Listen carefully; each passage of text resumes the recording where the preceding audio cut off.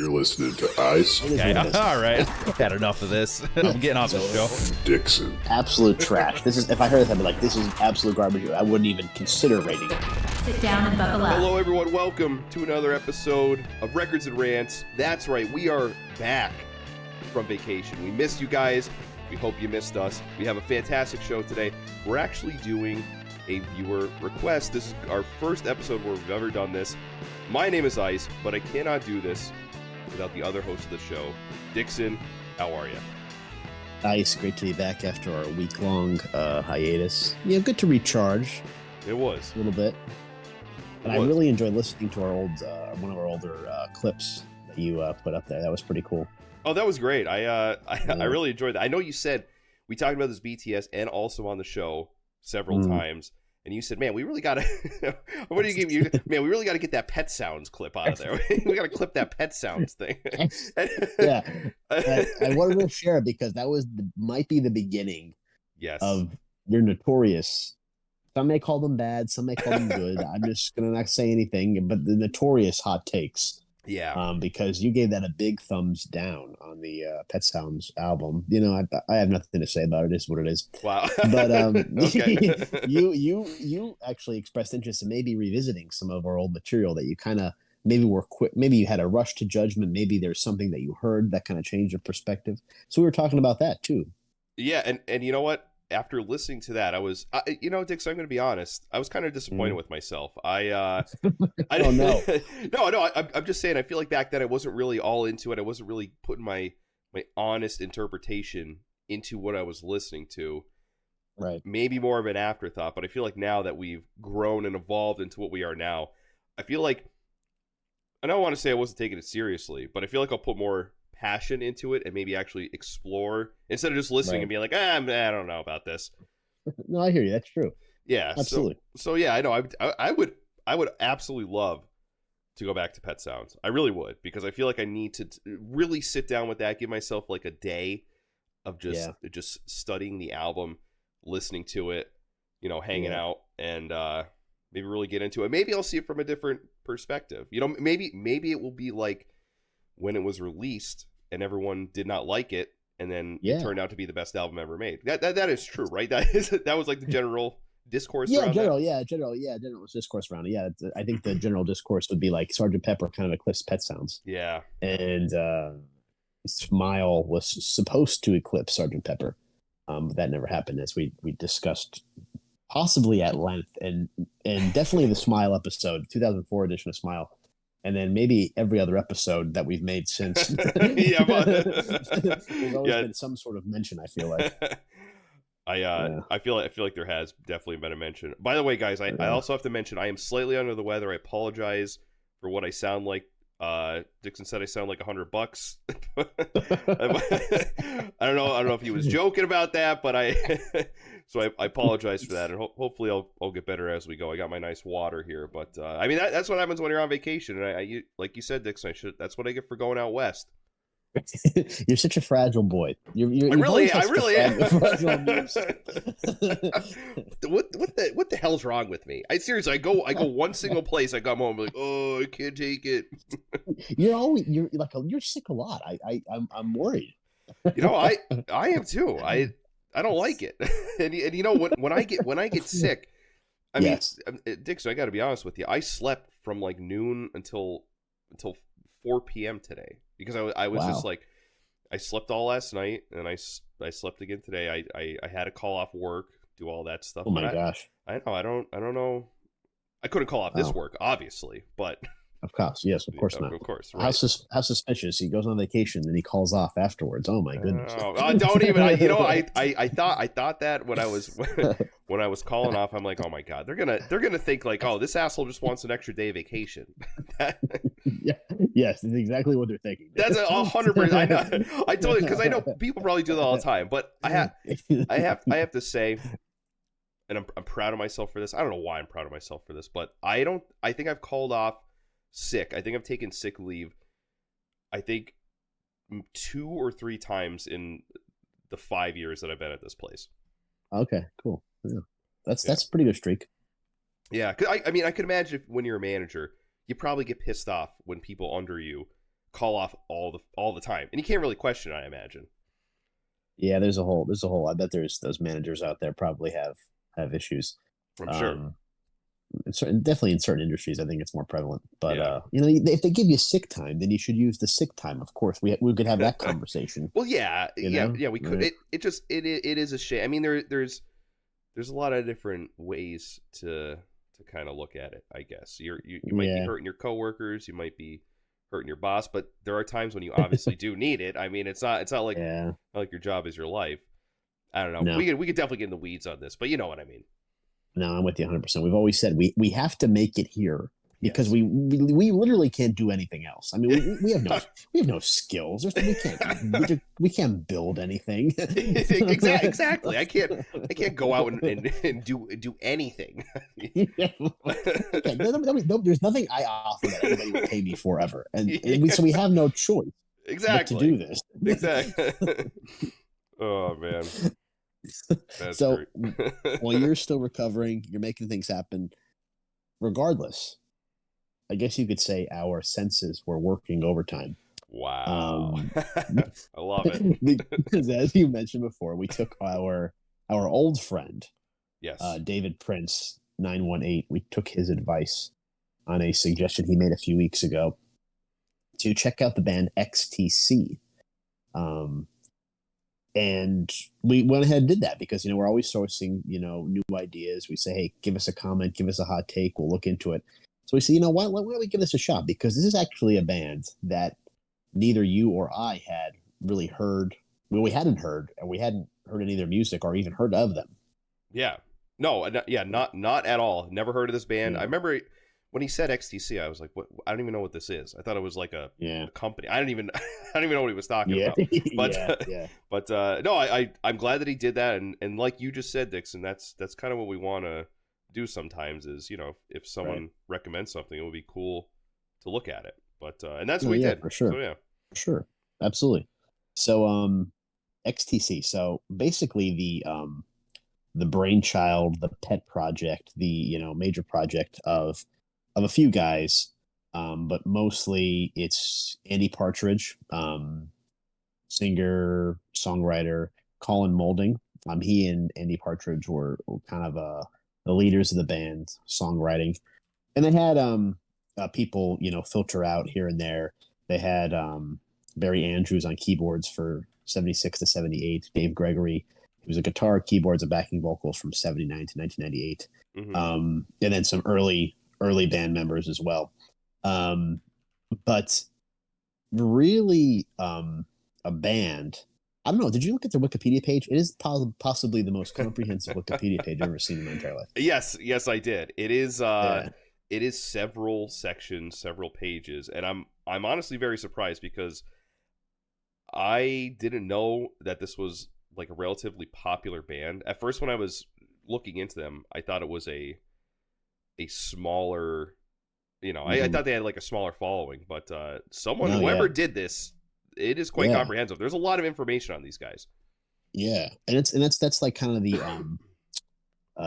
that's kind of the bitch of it is that these guys I love that have a really an intense cult following, but didn't have all that much commercial success. For a couple of reasons. I guess that they had a really bad contract with Virgin Records. They didn't make any money from their albums when they first were getting going. They had went on strike. They were on the precipice of a major U.S. tour right before, and actually sold out a show in Los Angeles. And Partridge said, no, he's experiencing stage fright and anxiety, so they canceled the U.S. tour, which they point to a major reason why they never really made it over here big time. Yeah. But they were active from early 70s, and then their last album they released was in 2000. 10 albums and 6 singles on the UK Top 40. And that was between 97 and 92. One of the songs we listened to, Mayor of Simpleton, actually was their highest US single. The 72 on the Hot 100 for Billboard, number 1 for alternative songs, and number 15 for mainstream rock. So I was really impressed by the evolution that this band has had. I mean, they're kind of all over the place in terms of their genres, their music, how they started out, how they evolved. They kind of really, I think the songs we listened to, which we'll get into, were pretty much all unique, all different aspects to each song. Yeah, that is actually something that I noted as well, is that the selection that you put out for us, everything is different, but at the same time it's also unique in the way, and like you said, we'll talk about it, the way that they structure just everything surrounding the song. It's almost kind of hard to to explain unless you listen to them. But while saying that, I did get a very heavy overtone of the British kind of rock aspect of it. Yeah, no, definitely that Britpop aspect, that that punk new wave progressive, a little bit of a psychedelic touch in there. Yep. So that was definitely kind of cool. And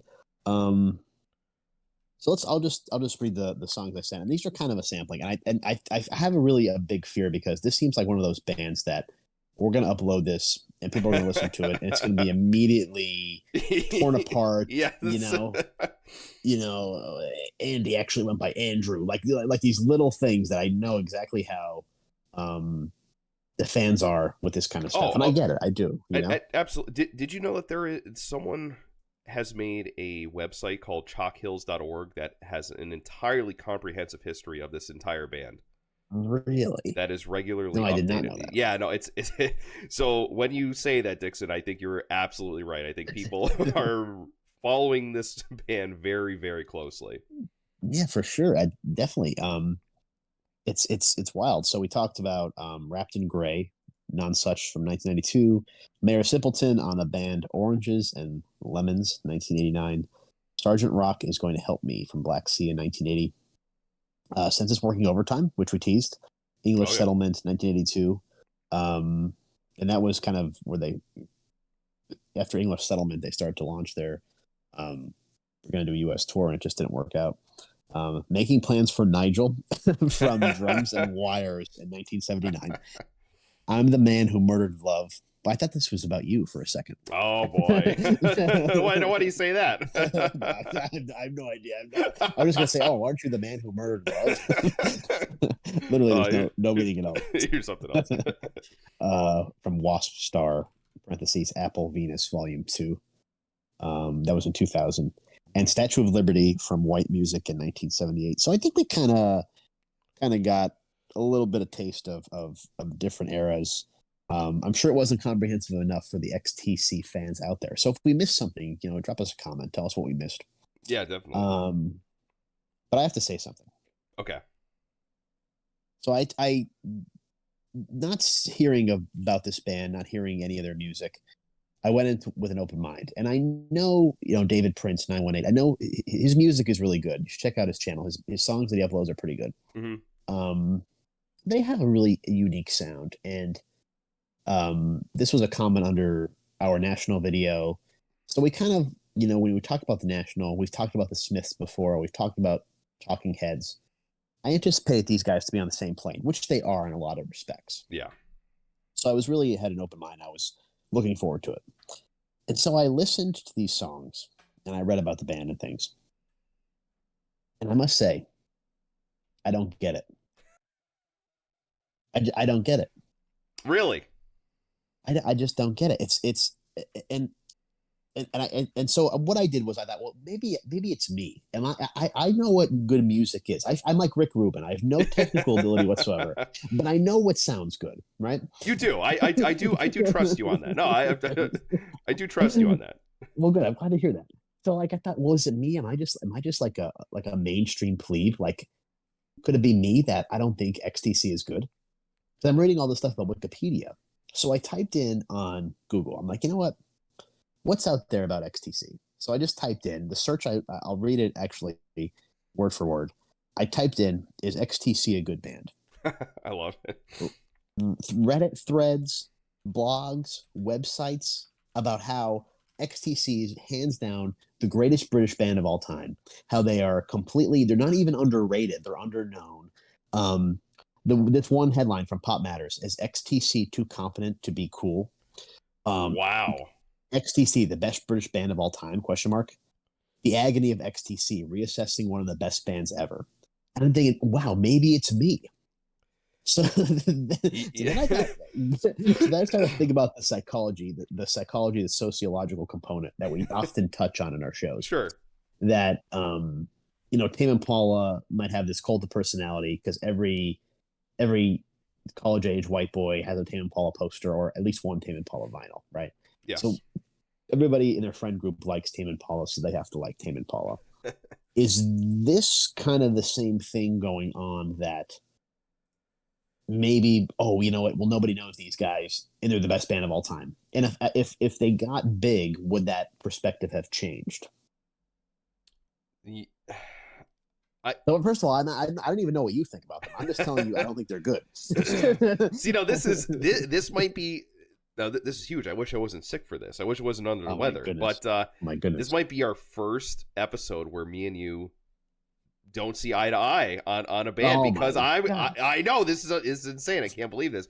Usually we're both. I mean, except for Pet Sounds. I guess this is a Pet Sounds incident that we're about to get into. Yeah. But yeah, no, I'm not gonna lie. I actually enjoyed this band. Now I'm not gonna sit here and try to hype them up and lie and say that they're the greatest thing ever. I obviously like the Smiths more, but I enjoyed this band. I thought they were different, and I find myself that I'm enjoying British pop kind of music.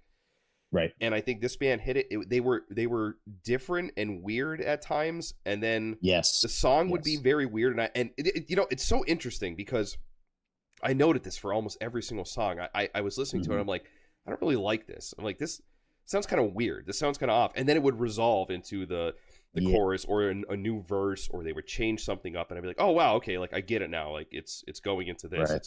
It's the tension and release. But I don't. That's just how I saw it. I could absolutely though understand your point. I'm not just saying that because I feel like this band is different. It is not right.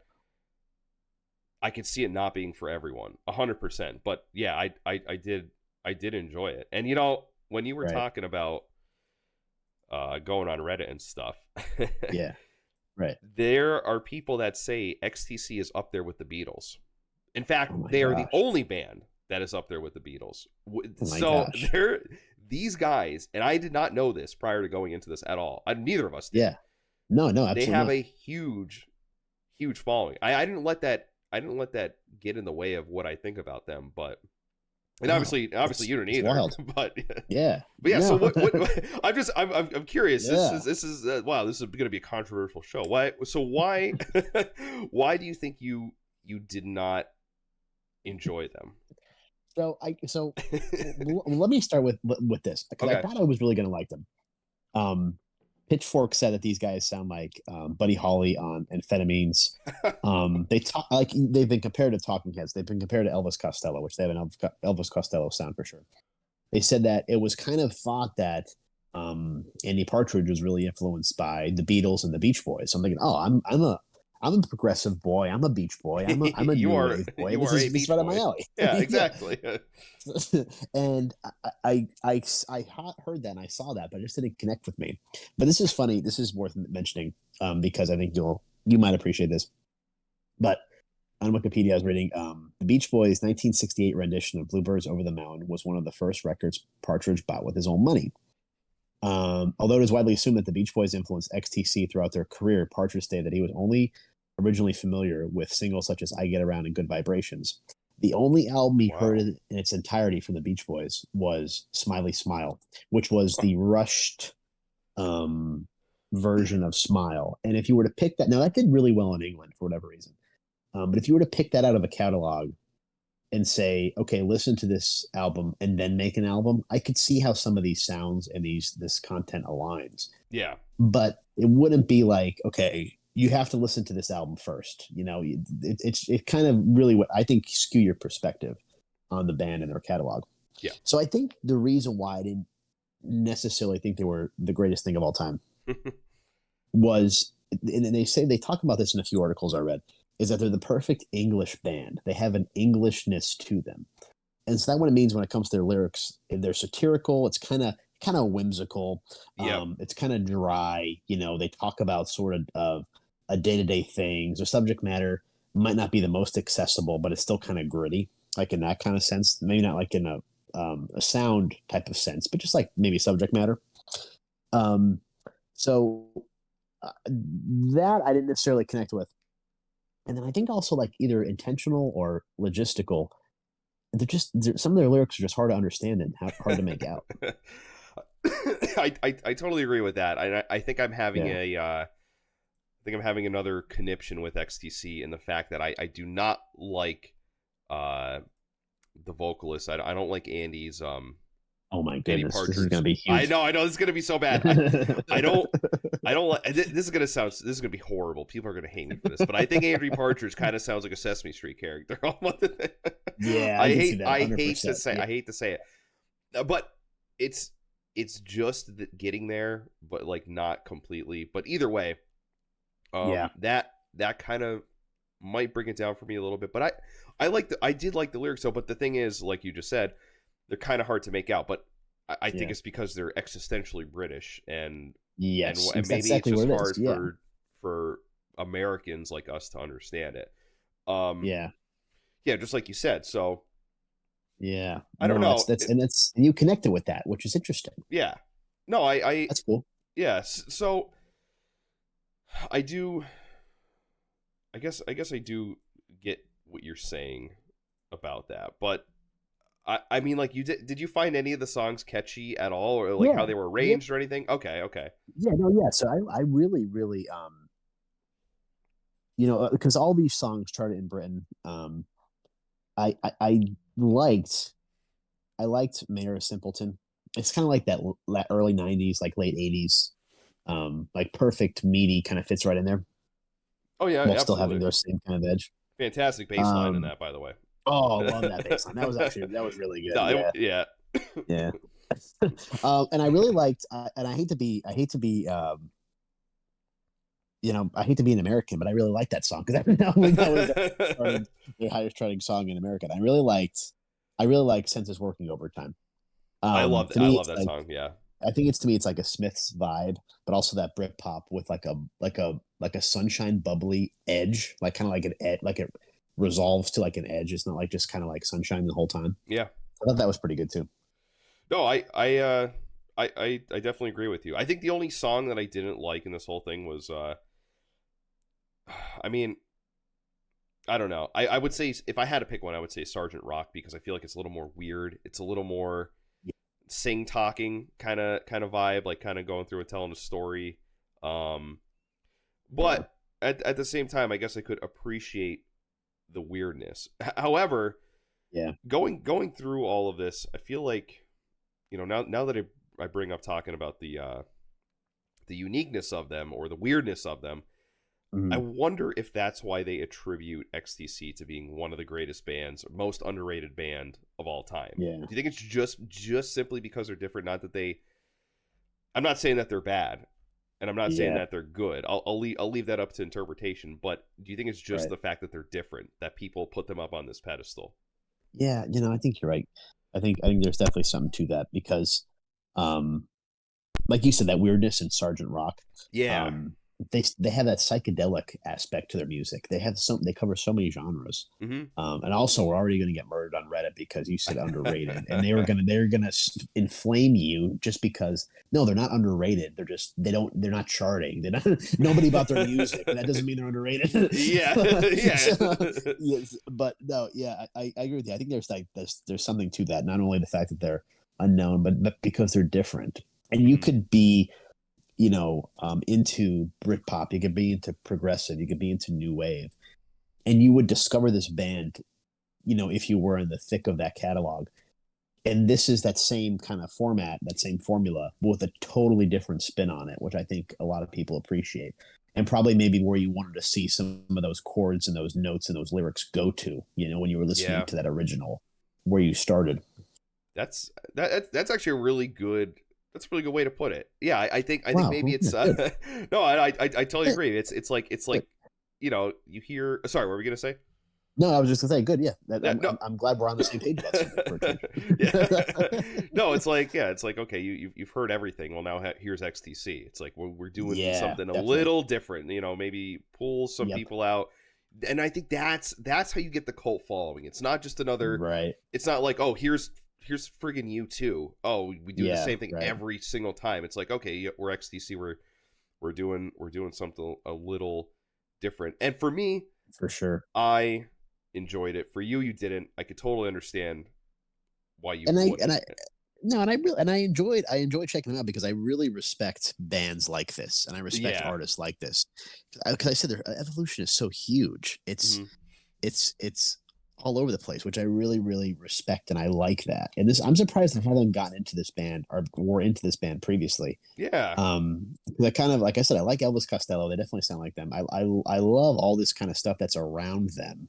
So I'm surprised. And you were mentioning about Andy Partridge's voice. And it's funny because I was thinking, like, what's the deal with his voice? And they actually make mention of that in something I was reading. It might have been on Wikipedia or if it was somewhere else. But basically, he said, I really wasn't thinking about his voice, and he was singing as if they were never going to, like, record again. So I think that's just another British aspect. It's like, okay, well, I'm going to do what I think I want to do, and it's going to be this kind of funky sound to it, and it just is what it is, Yeah. It's like that stubborn. Like, you ever been into an antique store? Yes. And you see those, like, they have like those pitchers and cups and glasses. They're like British old men. Yeah. Yes, I know exactly. Yes, I know exactly what you're talking about. Like, I think the company's Royal Dalton that made those, and I just picture that, like, being like this stubborn British man, like Winston Churchill, like a little bulldog. Oh my God, that's perfect. Yes, Winston Churchill. Yeah, that's that is the embodiment of the attitude. Yeah, exactly. Yeah, the vibe of that is like kind of like this music, and that's it. Yeah. That's fantastic. I like that. Yeah. Very stubborn. Yeah, that's British stubbornness. How'd it work out for you guys? I don't know. Oh boy, wow. Rotate. Okay. 1976, baby. Oh. Wow, really throwing some heat there. Yeah, really, really throwing some heat. So wow, I mean, it was a good time. It was a good experience. I mean, I thought it was good too. I want to hear your rating though, because I feel like we're going to be completely different, and I don't think you should hold back, Dixon. I think you should really give what you're feeling in your heart, because I had I know I always say this, but I put a number in my head before coming onto the show because I didn't want to get it skewed, because I know sometimes we talk and we go back and forth and can make some pervasive arguments, and sometimes I'm like, oh well, maybe I should change it. But I like to say, like, okay, this is what I'm feeling right now while I'm listening to these songs. This is what it is. So I'm honestly kind of scared though, because I'm on this chalkhills.org. I've been surfing. It is insane the amount of information that they have. There is a catalog of songs which also includes tabulature, interviews, lyrics, pictures, and videos of every single available item for each song is here. Wow. There's hundreds. That's an incredible body of work. I mean, that's really something else. It actually is pretty almost scary. But and it's funny because I think that's how I was reading about their breakup. I think that's how Andy Partridge was. Like, he was just like a dictator. Yeah. And after they stopped touring, it just became like a solo project. Like, they were just in the studio making albums, and that was all they were doing. So I feel like that, like, I wonder if Andy Partridge is even behind some of this stuff, that he's so into the notes and so into the music and so into everything and the detail of it all, that totally makes sense that the fan base is like that, because it sounds like he is just like that. That makes a lot of sense. And this is actually going to tie into the rating, but I want to talk about really quick Statue of Liberty, the song. Yeah. From what I can tell, that's a song about the Statue of Liberty. I mean, I guess so. A woman, you're standing in the water. You're 1,000 feet tall. Now, I assume there's some other, connection there. Probably just using it as a metaphor. Yeah. But I'm like, I'm listening to something. This is about the Statue of Liberty. This is literally about the Statue of Liberty. And then I think another sort of like a British, like a little off, like a comment is the album Drums and Wires, which is where Making Plans for Nigel came from. Yeah. Drums and Wires is literally what that song sounds like. It's literally just drums and wires. It's that ska influence that they had there. Yep. That's pretty pervasive there. So rating. So you really made you really just really kind of broke it down for me pretty well, because you just said, after we talk about it a little bit, we kind of have a tendency to maybe be a little bit more forgiving or change our mind or mention something that's worth mentioning, right? So if I listen the way I listen to the songs, and I were just going to give it a rating, just the songs, because we have layers to our ratings, right? Yes, that's true. So we're just going to rate the songs that we listen to. We're not going to rate the band as a whole. Yeah. Okay. If I'm just listening to the songs, okay, just the songs, just listening to them, I'd say like maybe a 4. Oh my goodness. 4 out of 10, yes. Wow. Oh my God. Now, this is a hot take right out the gate. This is just without anything. Oh my God. XTC fans are seething right now. This is unbelievable. This is unbelievable. This has never been done before. This is unprecedented. All right. All right. We got to hear this. However, as I read more about the band, as I got into the band, I really, really like the fact that Andy Partridge is kind of the guy he is. I really like that about him. Mm-hmm. I love the cult following stuff. I love that there's such a dedicated fan base. I really love the evolution, how they've gone in so many different directions, how they basically recorded each album like it was the last album they were ever going to make. Understanding how they are and how they operate has kind of changed my perspective a little bit. Okay. So I think, in considering their production, still have a hard time relating to the lyrics. They're kind of dry, the satirical lyrics. Really have literally and figuratively understanding the lyrics. It's been a little bit of a struggle for me.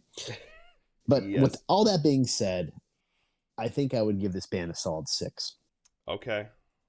So not that much of a jump, I don't think, but still, I respect it. I like it, and this might be a good one to revisit after a while, because I think we should tabulate this one, because maybe our tune will change. But this is just one of our usual things. We check out a band, do a hot take, and here we are. So maybe worthwhile checking out further. Yeah, I'd be happy to do that, honestly, because I feel like there's more to get through here. And sure. I could totally understand where you're coming from. I thought differently, and the reason, well, I'll get into the reason, but I would give this band, and I'm gonna say it right now, I was gonna give them, and I think my ratings in lockstep with the rating for the songs as well. Okay. I'm gonna say a 7.6. That's what I would give them. 7.6. Yeah. That's okay. Well, that's a little less generous than I thought you were going to be. Okay. Really? Yeah, I thought you were going to give him like a 9. No. Oh no. No. See, no. Here's the thing. The musical aspects of it, I absolutely love. I love how, I always talk about the tension, the buildup, and the release. Yes, for sure. And I think they hit that wonderfully. The way that they construct their songs, the chord progression, stuff like that. It keeps you guessing, and I love that within not even the lyrics of a song, but just the way that the song is moving along through its progression. I love that. It's different.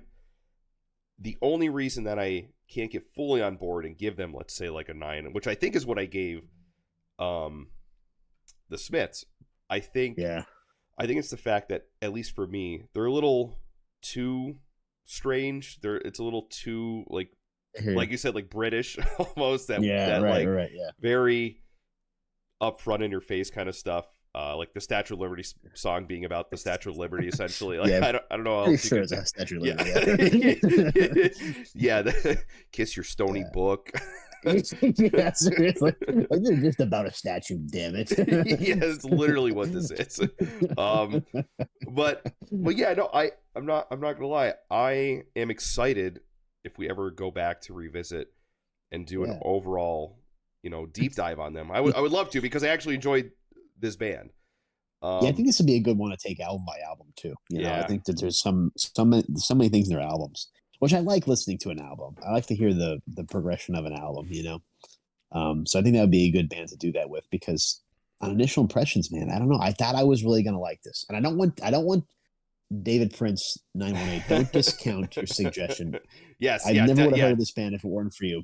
Yeah. I don't know if that's Now I good feel or bad obligated for you, or yeah, I feel obligated that I have to like this music. no, you know what, Dixon. I'm so glad.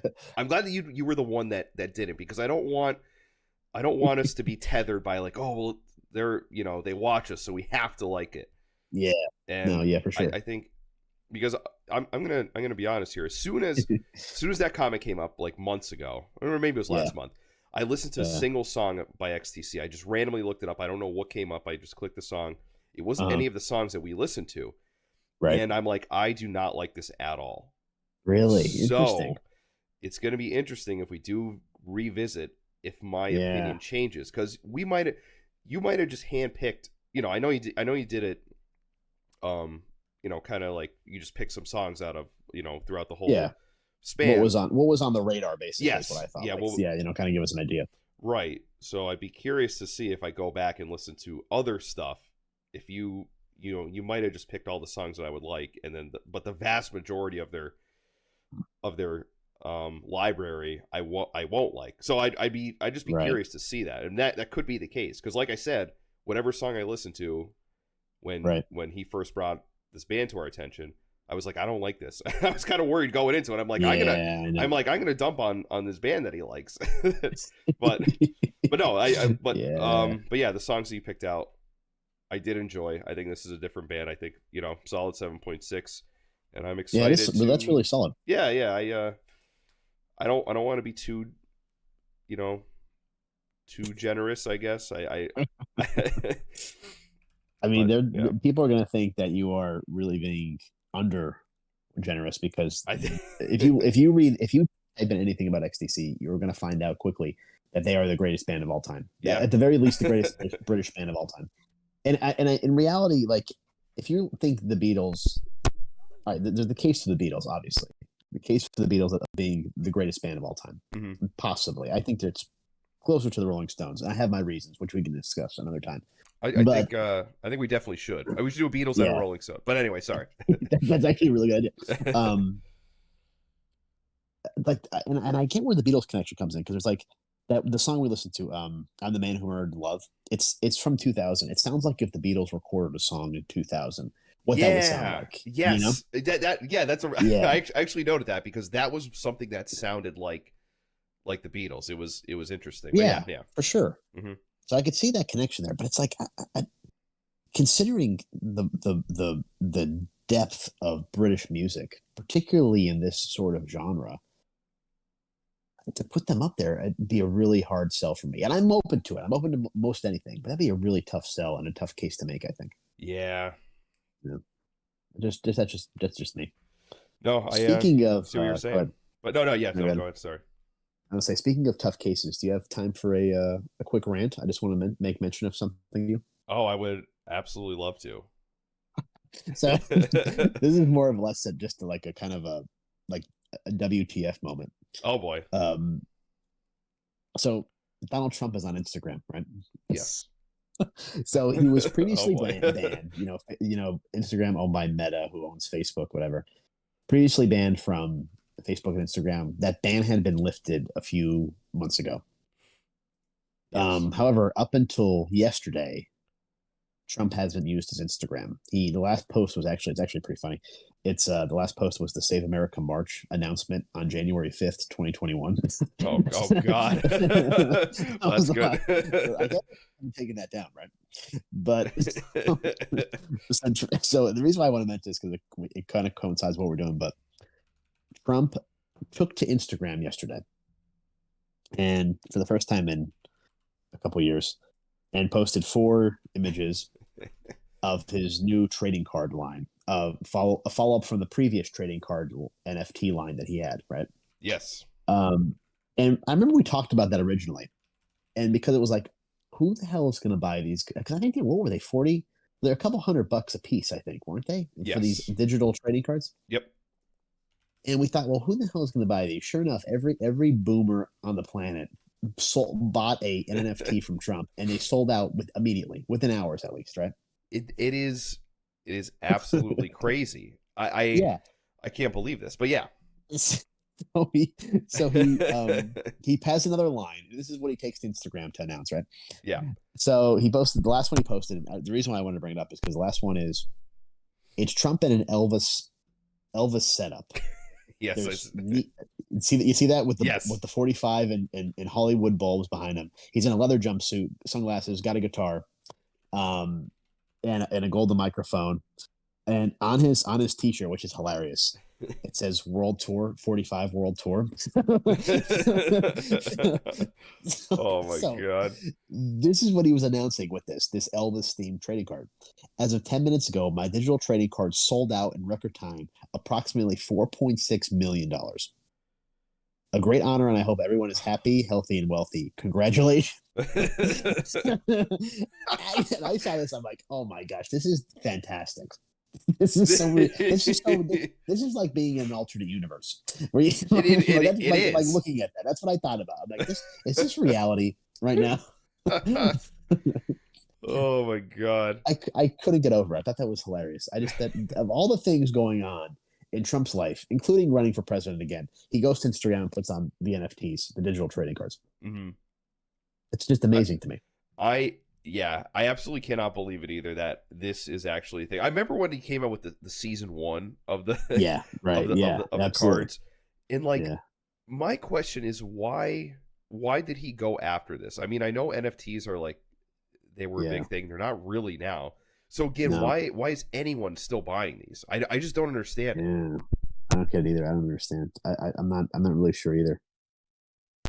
I think they had that moment there, and he was trying to capitalize on that moment, and then now it's back, and apparently they sold out. Now maybe there was one of each card. I don't know, but I think so. It says these are just like baseball cards, but you collect them digitally on your computer or phone.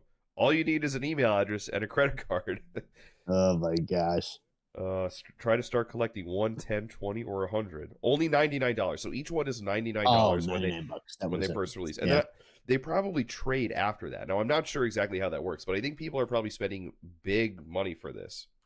Yeah, because then I then transfer the image to you, correct? Yeah, but it's kind of weird because you could just like literally save. That's why I don't understand about it. Yeah, because like screenshot it, right? Yeah, that's literally all. That's literally all you have to do. So what am I paying for? You're paying. You're paying. I don't even know what the hell you're paying for, to be honest with you. Seriously, what are you paying for? I don't get it. I have one right now. I have the Trump Elvis. I screenshot it to my phone. There you go. I have the trading. It's like it's some kind of like contract digital. I don't know. It's something. It's probably embedded in those like the file information, probably. Yes, I think it's exactly. I think it's something like that. Now I'm looking at the Trump digital trading card space right now, and it looks like the best offer right now is 0.1 Ethereum. That's the best offer. So and how much does that equate to? That is cash money. 1,970 USD. Oh my gosh! No kidding. Yeah. Wow. Yeah. So like, I'm looking. There are thousands of these digital trading cards. Like I'm looking at. They're just like slight variations of Trump standing. Right. Like yes. Yeah. He's all just standing. Yeah. Just different poses. Yeah. Let's see. The last sale that I see right here is 0.61 ETH. So, sorry, I just have to look at this. Yes, that's $1,966. That's money. I know that is pretty crazy. I guess whatever he's trying to do is working. Yeah, I know. NFTs. It is. Oh wait. Oh, Dixon, I'm so sorry. I was completely wrong on this. I'm sorry. The average price is 0.13, so that's you're getting $250 for your Trump cards. Oh. One of the highest sold recently was for $1,200. Oh, so oh wow, that's still pretty good. Yeah, so like you $200. You Jeez. could get. Maybe we should look into this, Dixon. Maybe we should. Yeah, maybe we should for get season some money 3. together. Get a couple $100 and immediately sell it to some boomer. Yeah, for sure. That's actually a really good plan. Yeah, I might have to try that. My God, I love it. I got to say though, Trump is a genius for getting on this. Like, no one would ever suspect him to do this, but there's no way. At the same time, it almost works for him because of who he is. 100%. Yeah, definitely. I don't know. So yeah, I mean, we got it all covered. So XTC fans, don't add us. Yeah, don't add still, like, subscribe, smash that like button. If you like XTC, now this is going to be the ultimate. If you really love XTC, oh boy, smash that like button and subscribe to this channel because we have all kinds of stuff like this. We have hot takes. Go to the comments. If we miss something with XTC, let us know. We'll check it out and we'll go from there. Yeah, I'm in total agreement with Dixon. And you know what? Since I'm sick today, we're gonna leave it at that. And Dixon, I agree with you. You're definitely sick, all right. Oh, I'll give you sick. I'll give you sick. All right. We don't want to fight amongst each other. We can't break up the band, much like XTC. Yeah. Yes. Exactly. That's cool. But yeah, guys, smash that like button, smash that subscribe button. We love you guys. Keep bringing the suggestions because this one was really fun. Yep. And we might revisit them in the future. But either way, you can be sure that we'll be back for next week. So thanks again for watching, guys, and we'll see you next week. Peace.